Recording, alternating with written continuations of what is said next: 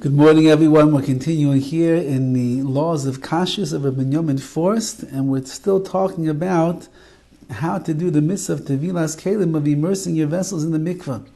He says an interesting case, Tevila b'lei kavana. What if your vessel ended up in the mikveh without any intention to be tovelit for the mitzvah? Tevilas Kelim eina tzricha kavana. Immersing one's vessels in the water in the mikveh does not need kavana, doesn't need intention. It doesn't even need man to be the one that puts it in. Therefore, let's say you're standing by the side of the mikveh, and by mistake the kli ends up falling inside of the mikveh. It says nafal kli mi'atzma l'teicha mikveh ein tzarich tevila aches. You don't have to tevil it again. It counts. However, you did lose the bracha of toveling it. Ki ein levarach achash shekvar nasesa mitzvah. We don't make a blessing after we do the mitzvah. We always make a bracha before we do the mitzvah. Next one, tevila al yidei katan. What about a child under the age of bar mitzvah or bas mitzvah?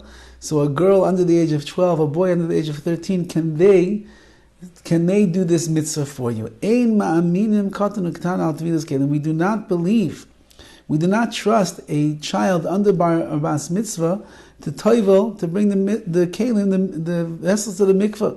Ki tevilas kelim hi min ha-Torah. Because this is a mitzvah d'oraisa, it's a Torah obligation.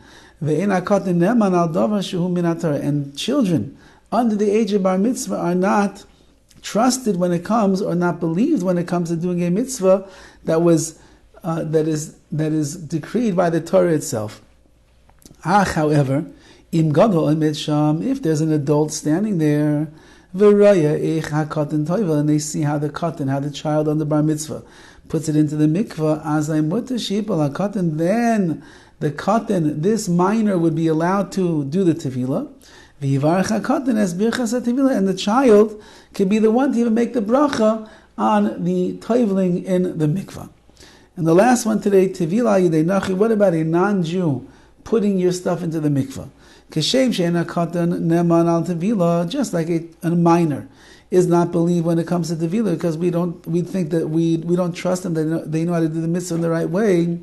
Kol sheken she'en hanachi ne'eman alei. All the more so a non-Jew who doesn't even have the yirah shamayim, the fear of heaven, of doing the mitzvah of Hashem, for sure you can't trust him.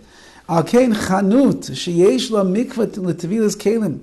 There are certain stores that they have a mikvah in the store or outside the store to be tovel kelim. I saw such a store like this in Lakewood, New Jersey, where they sell pots and pans and all different things, and right outside in the parking lot there's a huge mikvah. So after a person buys their pots and pans, their utensils, they're able to go and tovel it.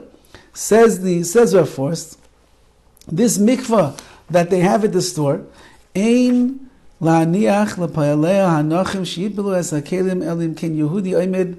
So you cannot have the non-Jewish workers go and tovel things in that mikvah unless there's a Jew that is standing there, v'raya eich tovel hanachi, and watches the nachi, the non-Jew, tovel to make sure that he's doing it in the right way. However,